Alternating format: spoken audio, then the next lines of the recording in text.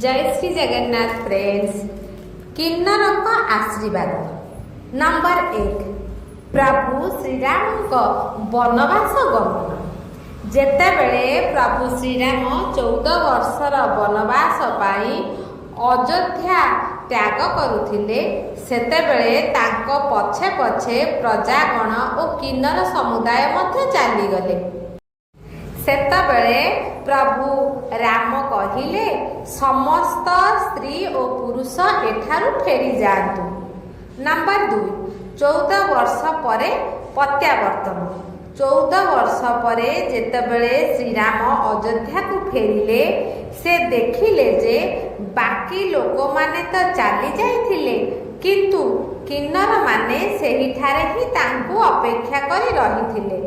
कारण प्रभु केवल स्त्री और पुरुषों को फेरी जीवाकू कहिथिले, किन्नरों को नुहे। नंबर 3 प्रभुंक वरदान। सेमानंकर एही निष्ठा और भक्ति रे प्रसन्न होई प्रभु श्रीराम किन्नर मानंकु वरदान देइथिले जे तुम मानंक आशीर्वाद सर्वदा फलप्रद हेबो। कौन सांग माने ठीक कहली ना।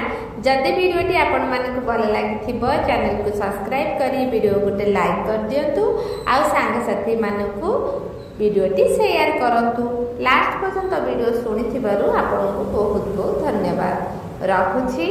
जय श्री जगन्नाथ।